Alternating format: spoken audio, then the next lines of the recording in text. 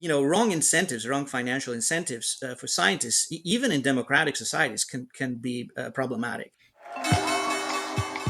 I'm Bethany McLean. Did you ever have a moment of doubt about capitalism and whether greed's a good idea? And I'm Luigi Zingales. We have socialism for the very rich, rugged individualism for the poor.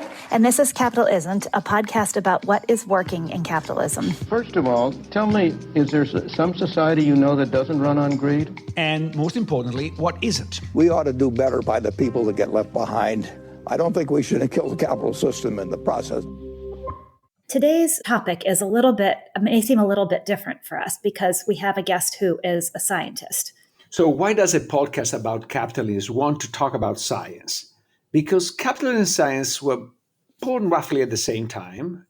They share a common cultural foundation, and there is a mutual dependency between the two. Modern capitalism cannot exist without the fruits of science, and modern science is supported by capitalist institutions that finance laboratories, R&Ds, and universities. Their success is intermingled in complicated ways. If per capita income today is 27 times what it was 250 years ago, and if life expectancy is twice as long as it was 250 years ago, is that due to the success of capitalism or the success of science or both? And the question is, if science is in a crisis, how does this affect capitalism as we know? In fact, we can argue that it maybe it's capitalism itself or capitalist incentives that are responsible for the science crisis. If we think that science is guided by disinterested inquiry, capitalism is guided by profit. And to what extent is this profit motive impacting science and indirectly the success of capitalism? Or to what extent is it politics that are impacting both? So to discuss this topic, we are delighted to have with us John Ioannidis, a physician scientist who is a professor at Stanford University and one of the world's most cited scientists. He has more than 600,000 Google citations. His most famous paper is Why Most Published Research Findings Are False, which started actually the field of meta-science. In it, Ioannidis argued that a large number, if not the majority, of published medical research papers contain results that cannot be replicated. He also, I think, has additional work showing that citations can themselves be bought. So maybe we should be careful about citing his citations. Anyway, there is no better person to discuss with us the topic of a science crisis and why it matters.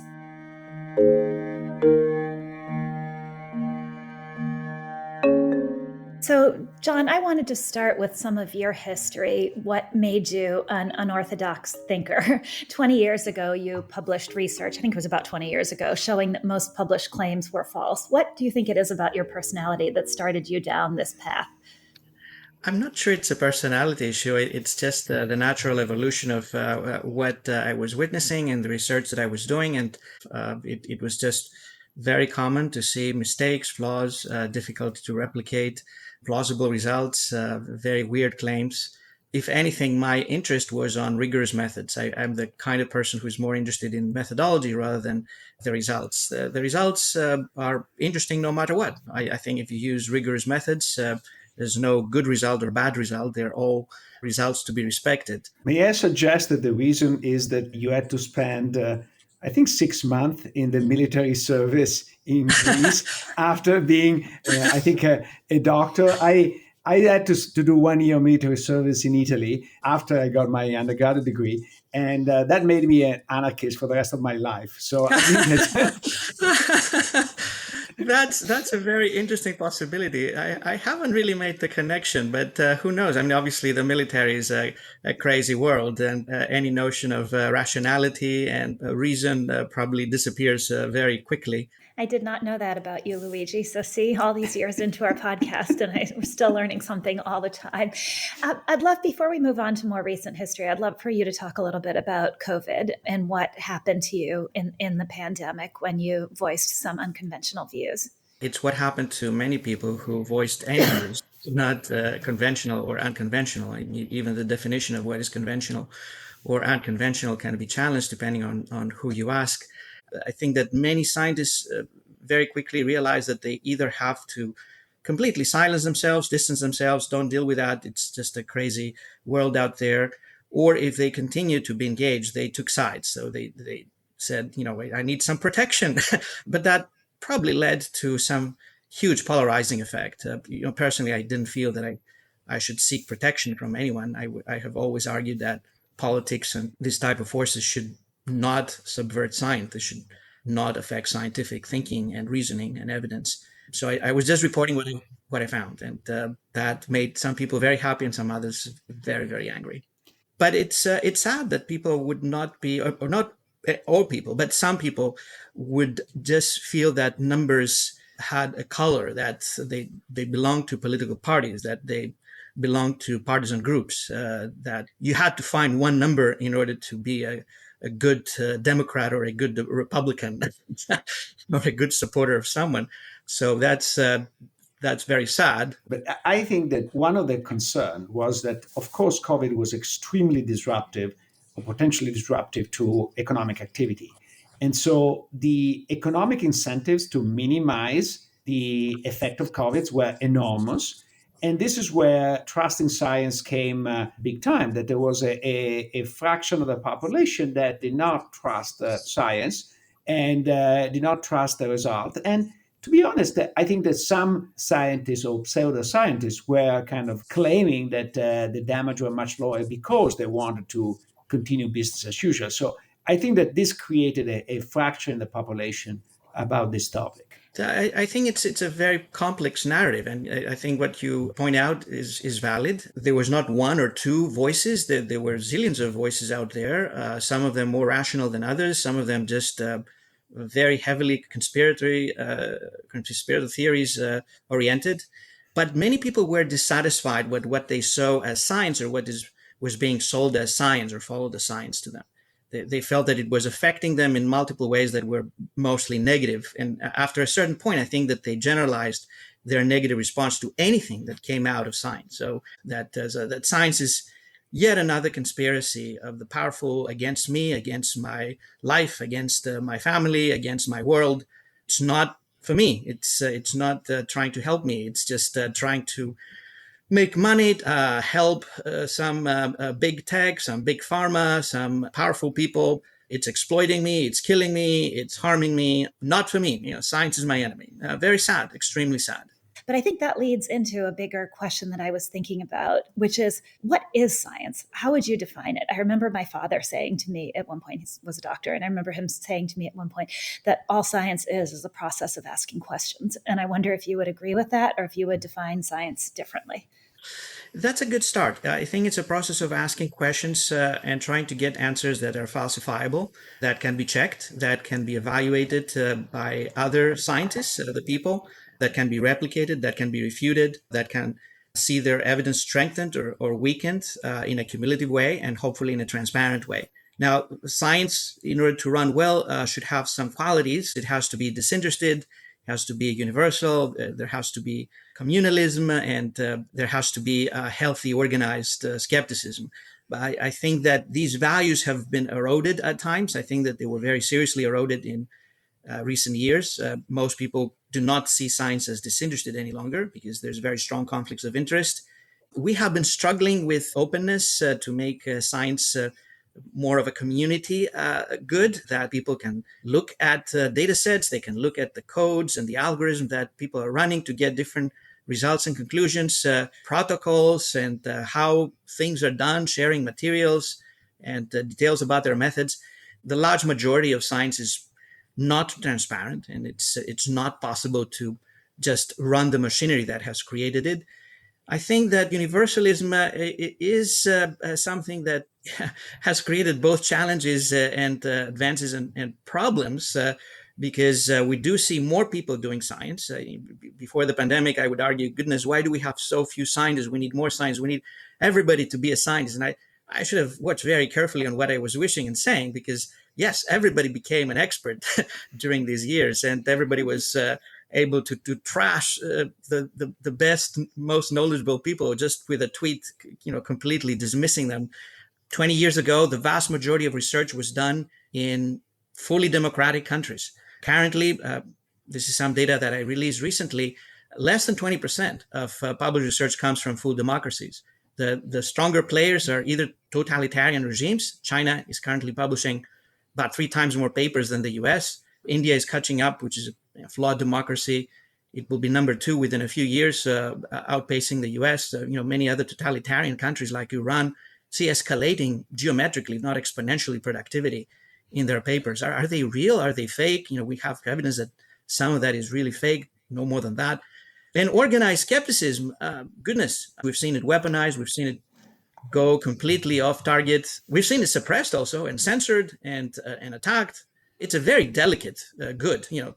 Organized skepticism is something to be respected and allowed to grow in a healthy way. And people have very different notions about what is healthy skepticism. We have so many influencers that completely overshadow the landscape of what it means to be a skeptic, a healthy skeptic.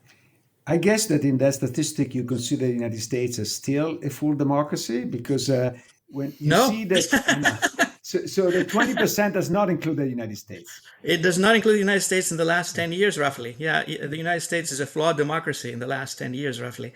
Why does that matter for science? Why can science not be done effectively in a totalitarian regime? Why is science, it sounds like part of the argument you're making is that science is best practiced in a democracy, or most fairly practiced in a democracy, maybe. Is that the argument, and why would that be the case? It's not really my argument. I follow that argument, but it's something that has been expressed for many years, decades. The classics in sociology of science have traditionally said that you need democracy, you need freedom of speech, freedom of thought, freedom of writing and publishing, whatever you want to do and say and express in order to have science. And it makes sense that if you cannot really ask the questions that are important, or if you need to get answers that satisfy some regime or some of the entities that support or benefit from that regime.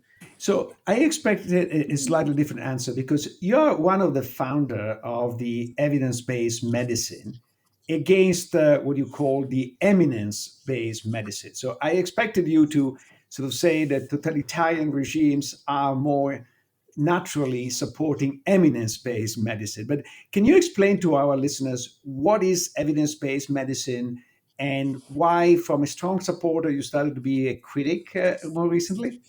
So eminence-based medicine means that you give more weight to people who have higher titles, more prestigious titles. They're professors, and their opinions should carry more weight. Evidence-based medicine, conversely, is using results that are numbers, or could be qualitative research sometimes, but it is evidence. It is not opinion. Now, is totalitarianism in favor of eminence or evidence? It could be either way. I think that totalitarianism may use experts that are aligned with the regime, that are just easy to buy, or just make them align their thinking and their beliefs, or perhaps even silence if they're contrarians. But it could work also through an quote unquote evidence approach. It could try to get studies, and perhaps with a little bias here and there, it could also create an environment where seemingly there is enough evidence for things to be done in a given way. So I think that eminence-based approaches have become less tolerated over time, as people in evidence-based medicine have tried to make the case that they're not reliable, and they're not reliable. It's less likely that people who want to subvert evidence will just present crude, raw eminence in defense on whatever they do. Usually they will try to do it by supplying things that look like good evidence, but actually it is not, then build the case along with the wrapping of opinion and policy and whatever else. But it seems that you've become something of a skeptic, or at least a little bit worried about evidence-based medicine too. And is that because we're in a place where what is actually eminence is disguised as evidence? Has that been because the boundaries between the two? Is that because the boundaries between the two are more blurred than you would like to see, or has been some more profound failure of evidence-based? I think we've seen profound failures of evidence-based approaches, or so-called evidence-based approaches. Somehow eminence-based approaches hijacked evidence-based terminology. So you have the most eminence-based approaches hijacking the name evidence-based and using it to their benefit. So you have guidelines, even in the field of cardiology, that has more evidence than any other medical field. Nevertheless, more than 50% of the recommendations in guidelines of cardiology, like the best cardiology guidelines, they're just based on eminent opinion, kind of what experts believe. There's no evidence for them. And when there is evidence, it is being oversold much of the time. Also, many of the tools of evidence-based approaches have become so widely misused that you have to be very careful. I have been a very strong supporter of the need to perform evidence synthesis, put the results of multiple studies together on a given topic, perform systematic reviews and meta-analysis. Again, I should have been very careful about what I wished, because now we see a pandemic of systematic reviews. There's some topics for which we have 100 systematic reviews on the same topic. There's absolutely no reason to have such redundancy. And out of the 100, all of them are very poorly done sometimes.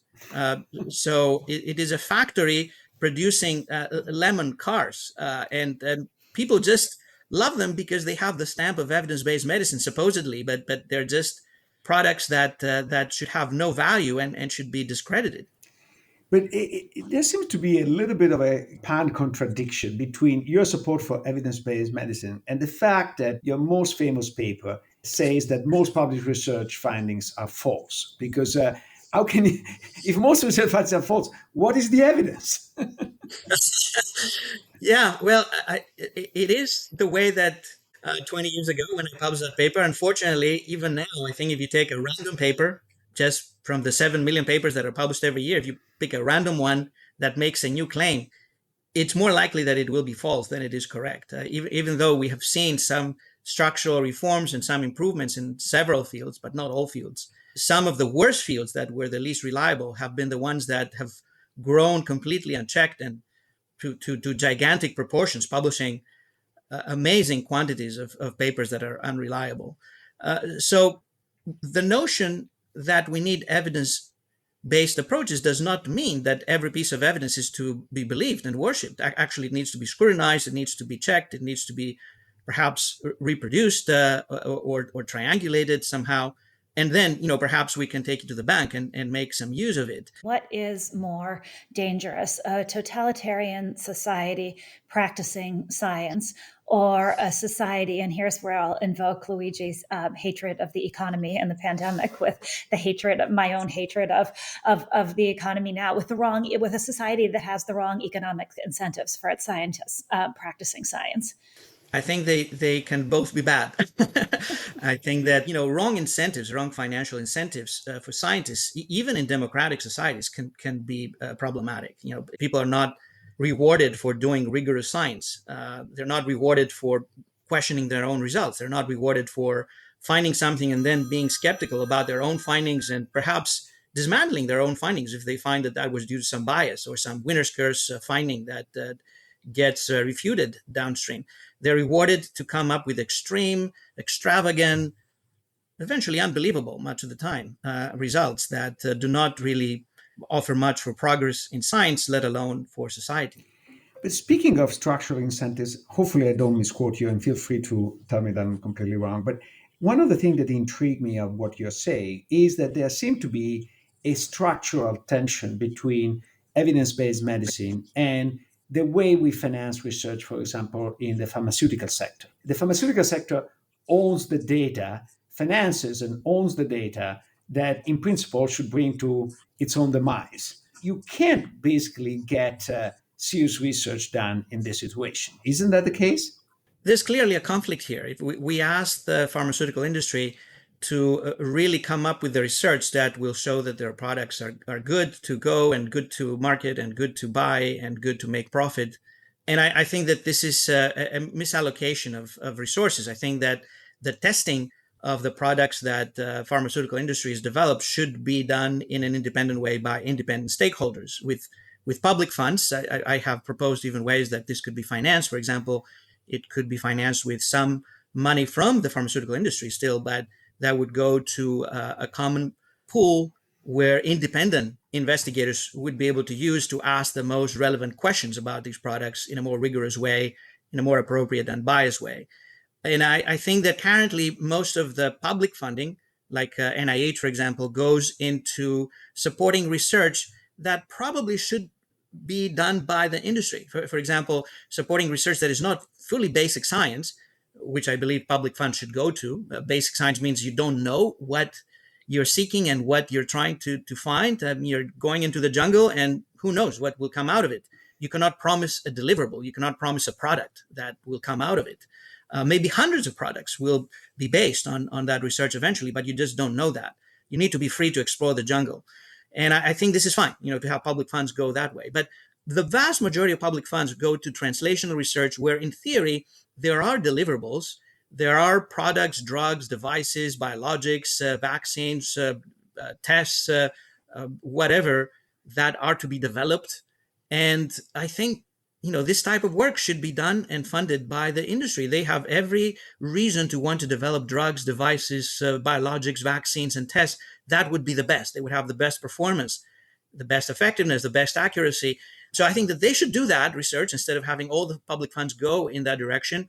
Instead, the final testing of which of these products is the best, which one is better than nothing, which one is better than the standard of care that we have now, that should be done by independent investigators and currently done by the industry that has every right to do whatever is in their remit to show that their products are the best, and they need to be licensed immediately, and they need to be sold widely, and they need to be even mandated if possible for everyone, and make tens of billions out of it. I cannot blame them. They're just like painters who are asked to appraise their own paintings and give the prize of which painting is best. What is the likelihood that they will not try to show that they are the best painter on earth? What is that trade-off with public funds when you think about maybe a sort of old school model of just go explore the jungle and let's see what ideas come versus a more new school model of we need deliverables to make sure money is being well spent? How do you sort of toggle between those two ideas? Or should it be just this purity that if it is public funds, then it is the purity of exploring the jungle? I think the common denominator should be transparency. When you go into the jungle, you can still have a travel log and record. Today I saw a pink panther. Tomorrow I saw a python. The next day I fell into a trap. Keep a log, and people will know. John went into the jungle. This is what he did. This is what he encountered. This is what he found. Now let's see if others can find the same signals or the same patterns, and perhaps some of that is useful, and we can take it to the next step of experimentation. Now, again, this needs to be funded by public funds. You need to have bold people, innovators, disruptors, people who want to venture, who want to go to the jungle, to run the risk of falling into a trap, to meet a panther, to meet a python, and fail, very often fail. But one of them might succeed, and that, in the long run, is shown to have benefit. No industry is going to fund that. There's no immediate profit for them. They cannot wait for 10, 20, 30, 40, 50 years, who knows, for that to be translated. Then you have other things that need to be publicly funded, like the clinical trials or the evidence-based approaches that I mentioned that should be independent from the industry. And there, transparency means a very detailed, pre-specified, accurate, complete protocol. So as an economist, I'm embarrassed to say that you're doing something that we economists should be doing, but we're not, which is to bring incentives into research. What I find it amazing is that economists think that everything is motivated by monetary incentives except research. And they think that every human responds to incentives except the economists that are angels and they don't respond to incentives. I think that it's very healthy to bring this evidence. So let me provoke you with one idea that I've not seen. Maybe you have written a paper about this, but I don't know all your papers because you've written so many. When there is a very strong incentives to find a particular result, and there are a lot of researchers that are trying to find a result. Why? Because the data are available, and that this is a good result to have, and the result is not there in the literature. Can you say that lack of evidence is evidence of lack of an effect? The classic answer, no. Lack of evidence is not evidence for lack of an effect. There's so many questions for which we have no evidence, or we have very poor evidence that you can very quickly say, oh, goodness, that's like we have no evidence at all. We need evidence for these questions that we don't have some data to support one or another answer. But when you know that there are a lot of researchers that will try to get, and that null results rarely get published. So let me make an example. In the past, there was a lot of interest in showing that countries with the larger stock markets were growing faster. There is no paper I know that basically shows that. Can I infer that basically the correlation is zero? Because I know that a lot of researchers, and I'm one of those, but a lot of researchers have tried to find that correlation and they fail. And so can I make that conclusion? Sometimes you might, if something is so easy to address, so easy to tackle, so in front of your eyes, at the tip of your fingers, anyone with a laptop can access data sets and probe that correlation within minutes, if not seconds, and you see no literature. I mean, it's not paranoid to think that many people have really just clicked on their laptop and have tried to get an answer, and there was not an answer that they felt was publishable. I see that very often in some very common medical fields where you look at the literature, there's very little, and you say, goodness, that's something that tens of thousands of data sets can immediately address if someone wants to address it. What's going on here. Now, you take the paranoid step. So this means that they found a negative result.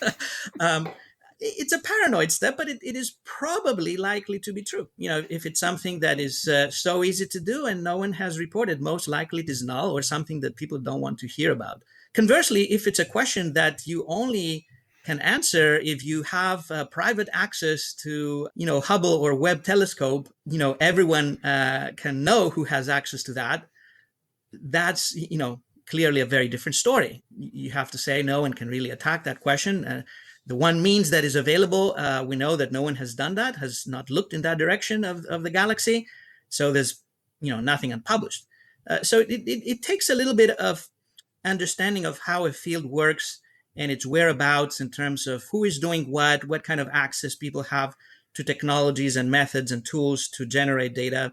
And also what is the culture in the field in terms of tolerating negative results. There's some fields that have no problem with negative results nowadays for various reasons. Perhaps, for example, you work in genetic epidemiology, you test every little polymorphism in our genome for association.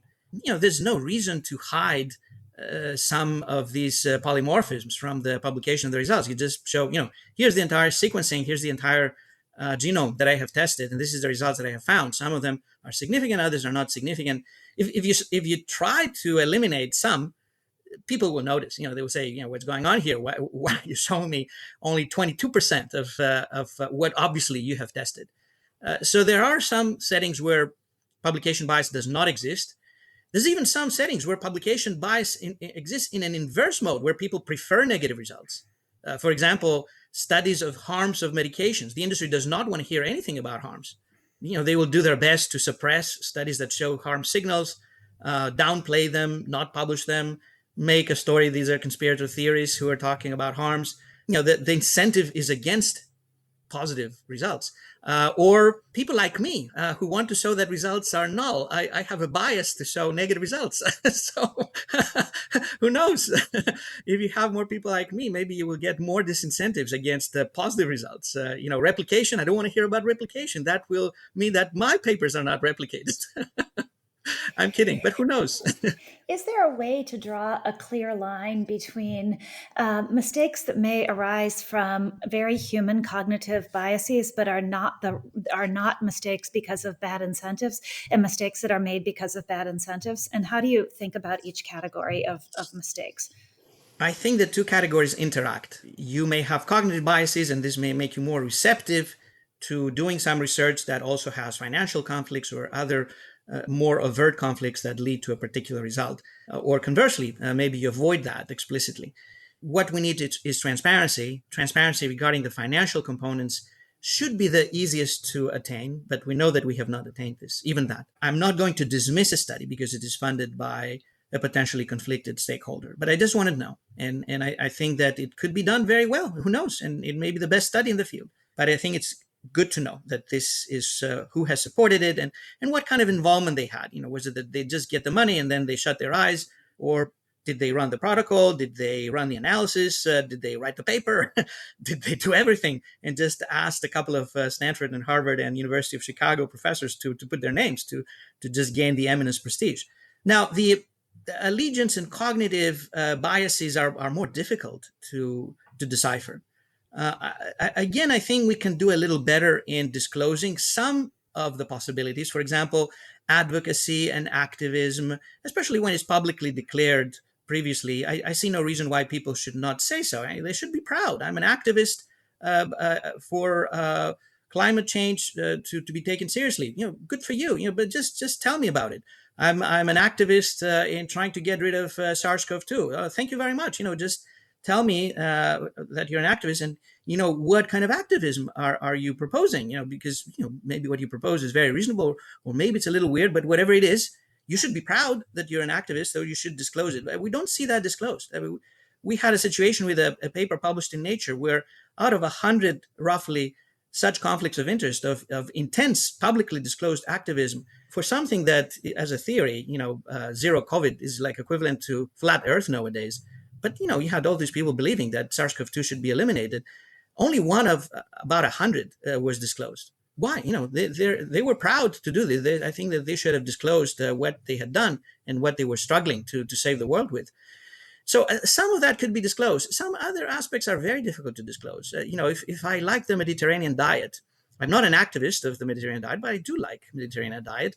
Should I disclose that? If I do nutrition research, should I tell you what I ate today for breakfast or what I will eat for lunch? That's getting very messy. But at least some aspects, I think, could be more clean, more disclosable, and more believable eventually, because currently these disclosures are so empty that people justifiably say, I don't believe it. That's just hidden under the carpet. I'm sorry to say, but with a last name like Ioannidis, you don't need disclosure on the Mediterranean diet. People just assume you're prepared. Everybody will notice. Yeah. So we're almost out of time, but I had a last question. You'd mentioned back at the beginning about being an effective skeptic. How would you define, or how would you recommend somebody go about being an effective skeptic? Goodness, I would have to be an expert to start giving admonitions here, but I think we start from our own selves. I think that I study bias, so I must be very biased. So I always try to look at what I say and write. It's more difficult to look at what you say because it's done deal, like in a podcast. But at least what you write and what you publish, you have to look again and again and again, and try to get some contrarian to your views, to look at it and try to see what their arguments are and where you think that you can meet their arguments or rebut their arguments, or perhaps agree that they may be correct in what they challenge. And be open to ask for replication, strategically placed replication.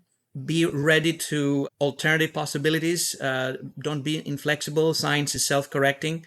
And I think that we should be happy with whatever the results are. Don't start a study with a preconceived notion that this is the result that I want to get. If you do a study to get a particular result, probably we're off in a wrong foot. We run a study because any result in one or the other direction or null is going to be very interesting. It will change our information landscape, no matter what the result is. So I'm not sure. I think that it's something that needs training, and it needs consistency and persistence to overcome these biases that are innate. They're part of how we think and how we work. If you're looking for a fresh perspective on climate and energy, there's a new UCPN podcast that you should check out. It's called Shocked. Each episode, you'll hear journalist Amy Harder and economist Michael Greenstone share new ways of thinking about climate change and cutting-edge solutions like changing the Earth's atmosphere, making batteries out of sodium, and using AI to predict the weather. To listen to Shocked, search for Shocked in your podcast app. That's Shocked.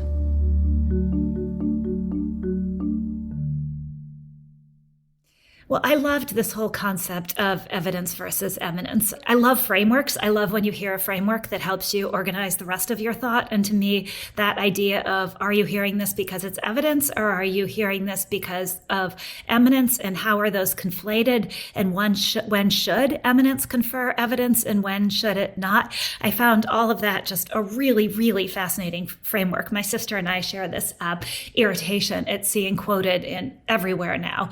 And speaking of evidence, I have not done this. This is pure opinion. But I think that 20 years ago, if you read the paper, it wasn't the experts tell you to do this, the experts tell you to do that. And sometimes this notion of expertise is completely devoid of any underlying evidence. And so I was kind of giggling to myself at this. But I thought that was just an incredibly useful framework for more broadly, even than this podcast.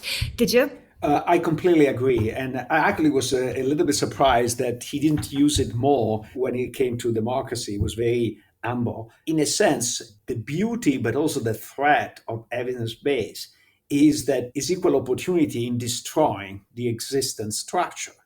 And so if you have a very strong political structure, this political structure cannot afford to be attacked by the evidence, and so makes it very difficult to have a system that is evidence-based, because if you have 99% of the stuff that is evidence-based but not one, the temptation to bring evidence also to that 1% is too big. As a result, it would bring the political structure down.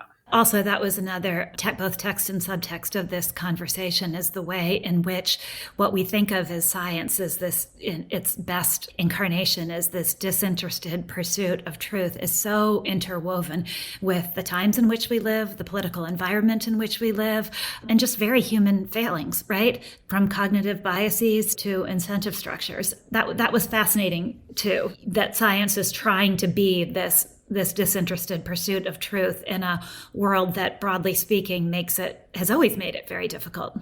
But what I find it particularly interesting is that he's not a radical, because when you realize this, you could easily radicalize and say, we cannot trust anything, we cannot do this, we should ban funding, we should ban conflict of interest, we should ban.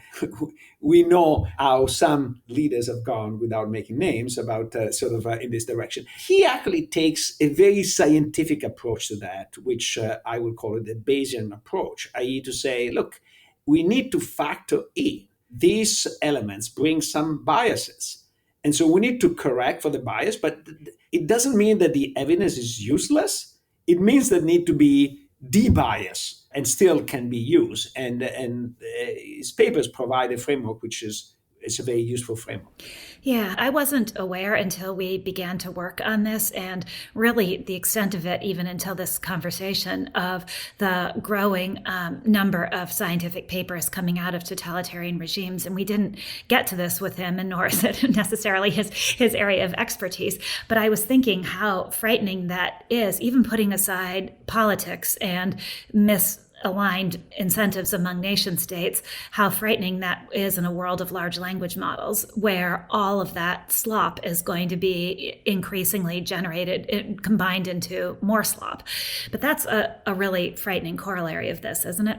It is. This is where you need to divide between people who are religious about science. The science is so perfect that cannot be affected by anything. And maybe mathematics is like this. In a sense, there is a famous result in dynamic programming called Pontryagin principle, and was reached by a Soviet mathematician. In fact, it was used to actually send the rockets to space. But the fact that this guy was a communist doesn't really make the result untrue. But why is because you can prove the result and after you see it. When you do empirical science, there are so many steps in the process that make the results not completely independent. I don't think that we can say that Pontryagin principle was reached because the guy was a communist. But a lot of results that people present might be due to the fact that they're communists, they're vegan, they're this, they're that. Did this change your mind about how you think about your own field at all? Yes and no. In a sense, I adopted a more cynical view a long time ago, before I even was aware of this research. In fact, one of the least cited papers I have, and one of the one I like the most actually, is a simple paper in which I make the point that if we economists think that regulators are captured, not because they are bad people, but because of incentives, we should conclude that academics are often captured as well. Because the reason why regulators are captured is because of career incentives and access to information. Basically, those are the two elements that make them capture. And those two things are very much present in academia as well. The only difference is that as regulator, especially now under President Trump, you can be fired. As an academic, if you have tenure, it's difficult to fire you. Not impossible, but it is very difficult to fire you. So that's the big difference. But on the positive side, if you reach certain results, you do more career. That's true in both places. And most importantly, you need information to, now in economics particularly, you need data to actually do research. Exactly the same way in which regulators are biased by these career incentives and these data needs, I think academics can be biased as well. And when I wrote this paper, I thought the paper was obvious and not particularly interesting because it's obvious. In fact, what I was shocked is that it's actually rejected by 99.9% of the profession. And in fact, the most surreal story is that I presented it a long time ago at a seminar at Harvard, and there were people from Harvard Business School and people from the Harvard Economic Department. And I made the case both that Harvard business cases are biased and that academic research is biased. And the interesting thing is that the people from Harvard Business School were very willing to admit that academic research was biased, but not the cases. And the people from the economic department were very willing to admit that the cases were biased, but not the academic research. And they were in the same room and did not understand the irony of that. And did anyone even acknowledge the irony? No. No. Actually, I learned this greatest line from Orwell, is always Orwell, that say, it's very difficult to see what is in front of you. That brought to mind, I think, our own Matt Lucky, in helping us prepare for this episode, wrote in his notes that what we know is conditional on who owns what. And there's certainly a lot of that through academia, through economic research, through science, but also, really through journalism too. And I think that it's probably true that most journalists don't admit that they're biased, either biased for reasons that are not great, i.e. a pre-existing viewpoint, whether ideological or otherwise, or biased because of the inherent limitations of the journalistic profession, which is what you learn is dependent on who's willing to talk to you and who you think to ask to talk to you. and so all of that creates biases, both sort of bad in a moral sense, but also kind of unavoidable.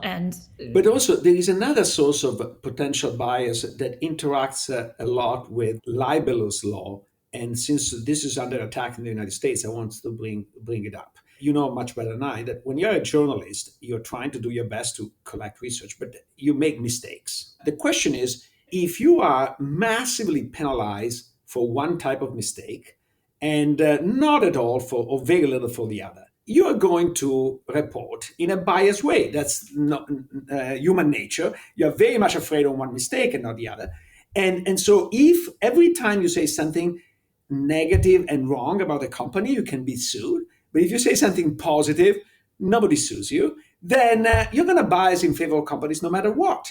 And that's the reason why I thought that the New York Times versus Sullivan decision that says that the proof for libelous is not that you're wrong, but it is malicious intent, was so important in creating the freedom of the press in the United States, the true freedom of the press, where you challenge, of course, the political authority, and you challenge also the economic authority.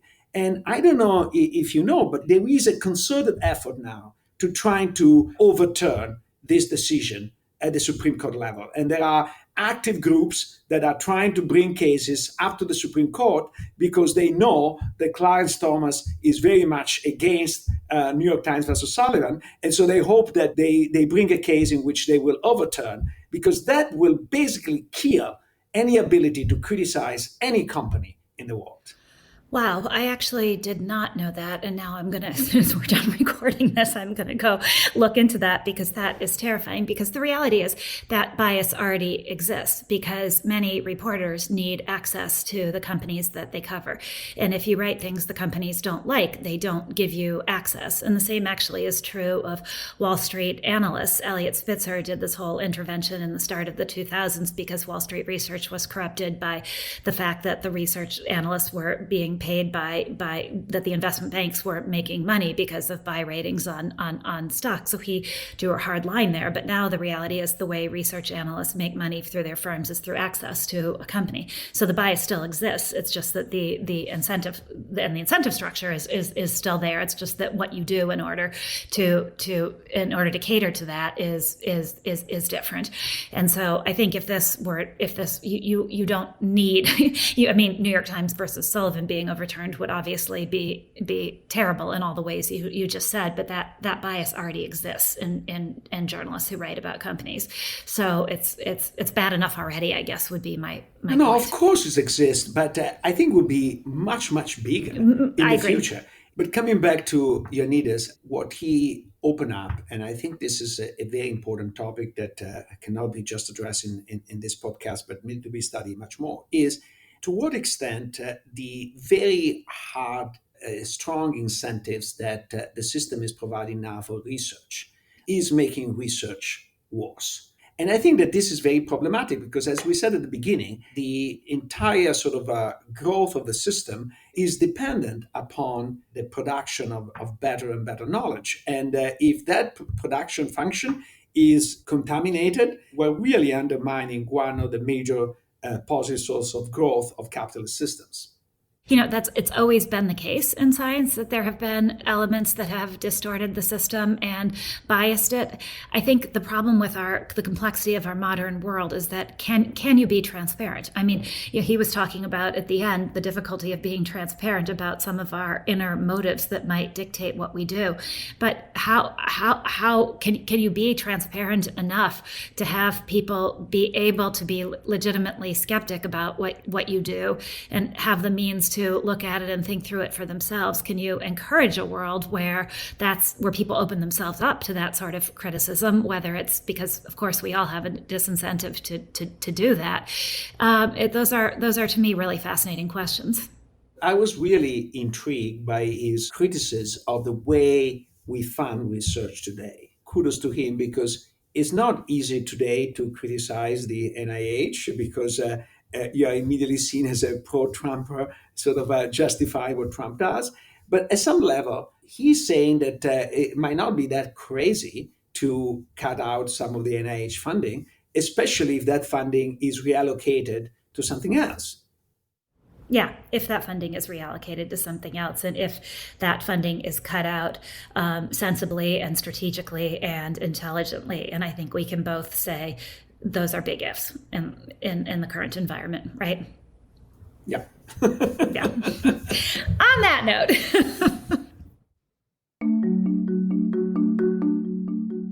Capitalism is a podcast from the University of Chicago Podcast Network and the Stiegler Center in collaboration with the Chicago Booth Review. The show is produced by me, Matt Hodap, and Leah Cesarine, with production assistance from Utsof Gandhi, Matt Lucky, Sebastian Burka, Andy Shee, and Brooke Fox. Don't forget to subscribe and leave a review wherever you get your podcasts. And if you'd like to take our conversation further, also check out promarket.org, a publication of the Stiegler Center, and subscribe to our newsletter. Sign up at chicagobooth.edu/Stiegler to discover exciting new content, events, and insights. We hope you'll join our community, again at chicagobooth.edu/Stiegler.